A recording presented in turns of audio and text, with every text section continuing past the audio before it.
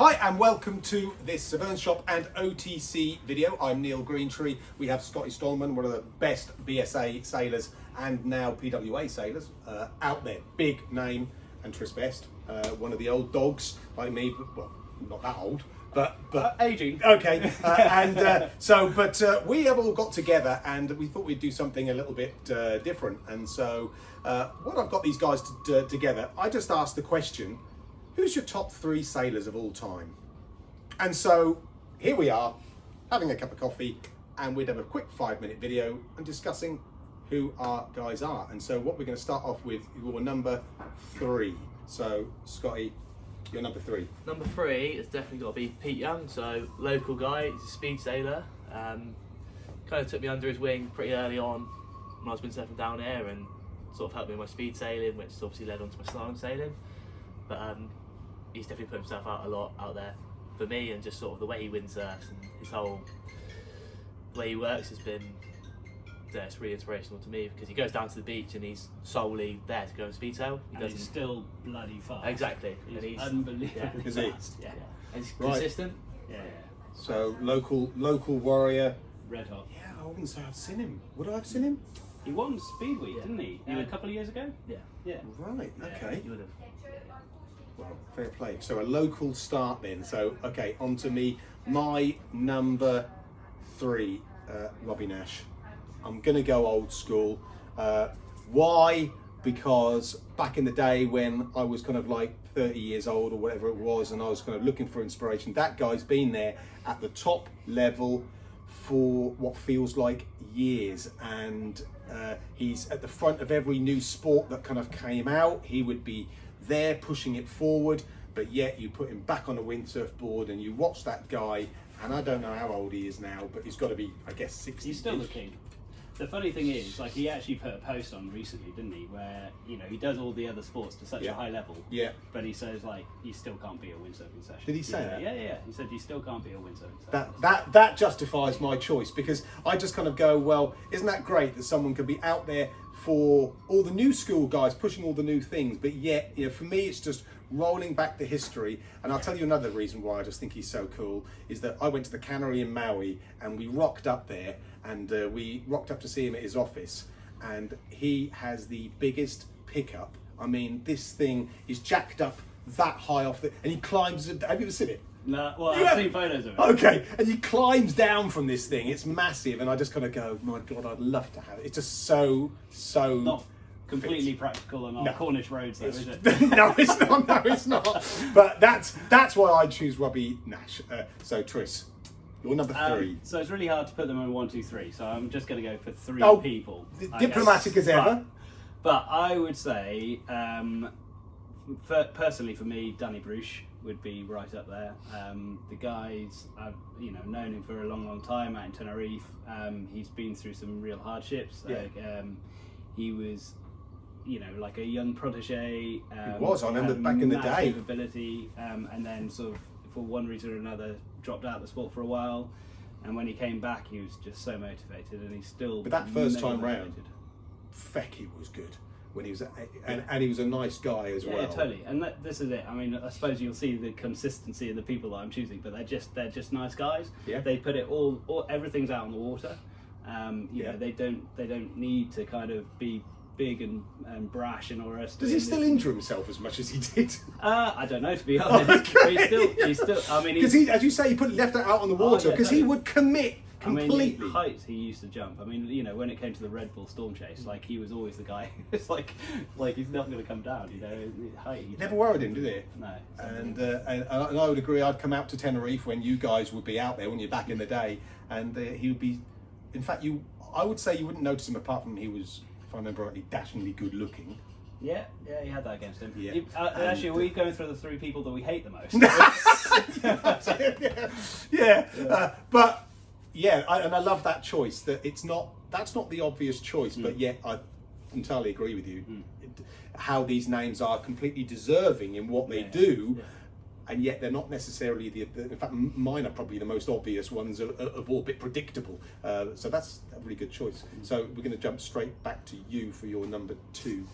Number 2, again for the same reason really. It's going to be Ross Williams. So first-hand experience with him. He's just like a very down-to-earth guy. Really humble. He's been there and done everything. So when it comes down to Formula World Champion, competes in the World Tour as well when it comes to the wave sailing. And everyone's like, oh, he's a big fella, but he just absolutely leaves on the water. So he's 41, I think. Okay. And then slalom wise, he's dashingly good looking as well, Tris. I'm sorry. There's a pulse in here. But yeah, no, like, and he's like obviously changing dynamic now. So he's got his business out on the Isle of Wight. He's got a young family, and he's flat out doing everything he's doing there. But again, when he's on the water, he's very inspiring to watch. So I think with Ross Williams, and I think that's a great choice. I met him about, I think it was 7 or 8 years ago. I hadn't met him at all before then, so I knew the name, of course, but I'd never met him. And I always had the impression, for some unknown reason, that he was quite abrupt and quite prickly on the edge. And so I kind of go into this interview where I sit with him ready for this.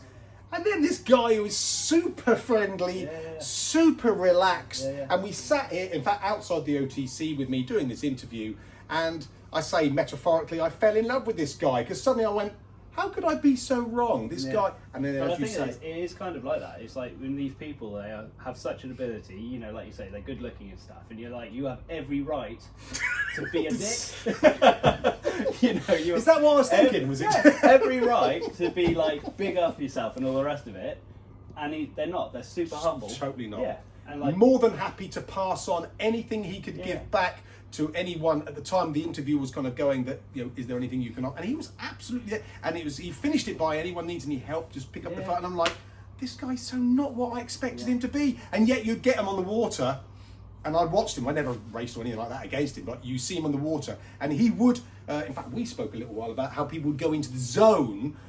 He would go in the zone, not be rude or anything, but you'd see him literally change from one thing to the other. But good choice. My number two is my good friend Nick Baker. And why? Because 6 times indoor world champion. I mean, you don't realise how hard it is to windsurf inside, and whether any of us tried it. I tried it once and I couldn't do it at all. And but really hard. He smashed it. But I think altogether he was one of the first Brits to get out there on the scene and consistently stay there, and is still a well-respected name. But again, I'm calling on what you say, and it seems to be a common theme here. A bloody nice guy underneath, a guy who would help you when the chips are down, and just doesn't let the whole thing go to his head. But yet, when needs must, I'll tell you a quick story. We were out in Maui. No, we weren't. We were out in Mauritius, and we decided to. There's 2 quick stories, very quick. One, that I said, okay, shall we learn how to kite surf? And he hustled me because he said, yeah, I've never done it before. And there was 3 of us, and so this guy who was a supper went out and was learning to kite surf, and he got out and back, and went, yeah, well done, fair play. Next time I go, Nick, you're next. I thought he'd never done it before. Just goes out there and rips it. I go out, I got totally trashed. Callum, who was the North guy at the time, had to come and rescue me. Mess. Totally hustled me. But another time, that same time, he went out paddleboarding. We went out to the big wave at the back, which I can't remember what it's called. He went. One Eye. Yeah. That's it. He went out there. Okay. I was going to come out filming. So one of the other guys who was a dedicated paddleboard didn't want to go out there. It just didn't look good, and he thought he saw a shark. I go out there. I took ages getting the rescue boat. Got out there.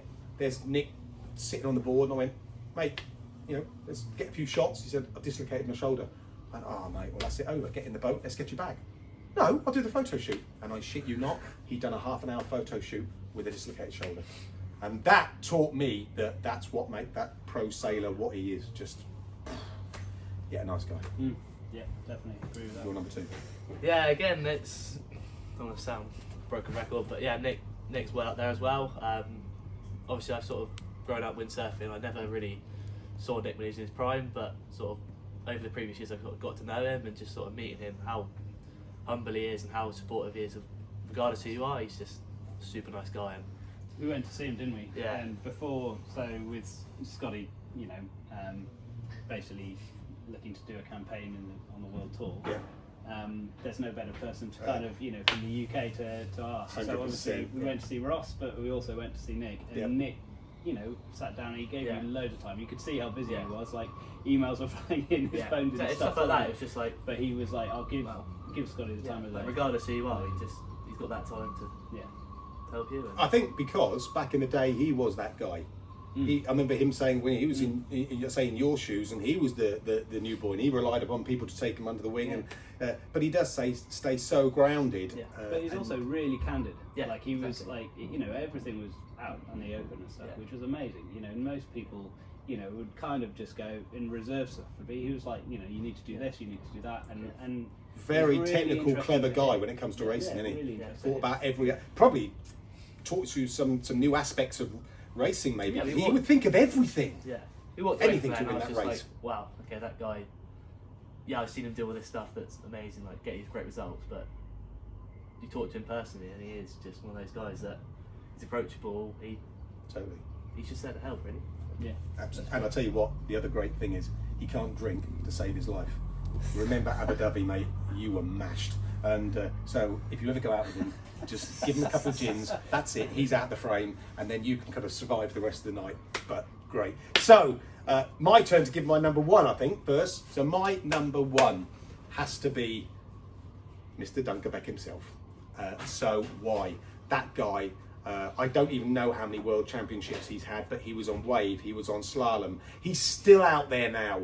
He had a new hip about 3 years ago, and if you can epitomise a truly professional, dedicated guy who is just in for windsurfing from start to finish, and he rocks up even at Deafy Wind now, and the event stops, and everyone just gives that guy time. And even today, I've interviewed most of the big names out there.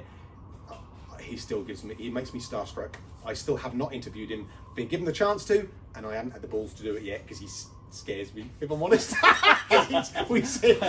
But a deserving name in my view, just to still be out there, absolutely, still doing Ludoritz and stuff like that, just nuts. Yeah. No, and, if his son's got anybody to kind of live up to. Big shoes. Yeah. Big shoes. Yeah. But I think if he's got every chance in the world. Totally. If he's got the genes in him, he's going to make it. And maybe a new generation, certainly for you guys, someone to be aiming for and bouting next to, kind of thing. Who knows? Okay, Scotty, your number one, please. My top rider. I think they're all UK based, and of course it's Ross Williams.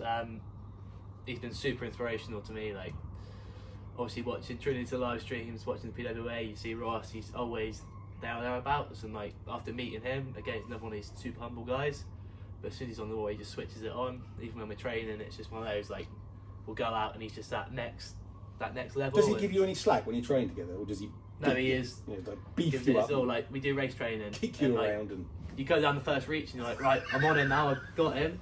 And he's got this one. Does he play dirty? Yeah, he's got this one. He's got this one skill he does, and like every time he gets me, it's just stuff like that. And come off the water, and he's just that same Ross. He's not one of those guys you think, oh, he's really unapproachable. Like Ross is just one of those down to earth guys, I think, ever, and just he's been a big inspiration. That still is. Just regardless what he does, I think it will only be great to learn off.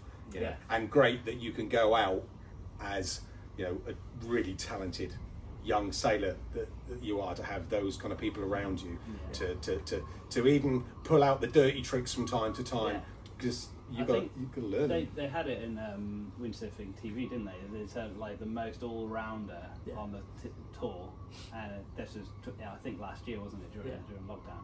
And he was a name that was repeated time and again, because he is like just any. Didn't Ben used to train with him? Am I saying that, or am I wrong? Profit. Yeah, kind of. I think basically. I think I once saw a video of them doing jibing practice or something. Yeah, well, it was a stage when they were both kind of potentially going to go down the Olympic route. I think that was the most thing, but yeah. Well, fair play. I think that choice is.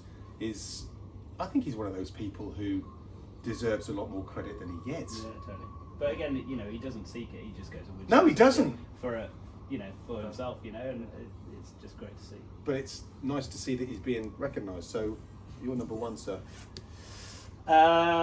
Haven't met him. Oh no, I haven't met him once. But it's got to be Antoine Albo. The guy is an absolute machine when it comes down to windsurfing, and you know, for him to be right up there still at the age he is, I don't know what it is, 48. Is he something like that? He's got unbelievable. But he's not as good looking as us.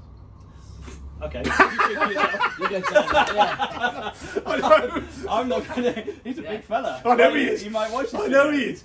I know. No, I mean, the speed record, and I think even Ross turned around when we had a chat with him. He was like, went to Fuerteventura, which is actually one of the hardest events in the calendar. And I don't think he lost a heat or a race, did he? No, he just so dominated. Did he?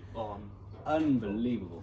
Back to, I'm afraid all I can do is give you kind of historic anecdotes. So in Maui, we went to the harbour, and so there was this lone sailor out the back, and that was Antoine Albo. Back in the day, he practiced. He was out there testing the sail the whole day.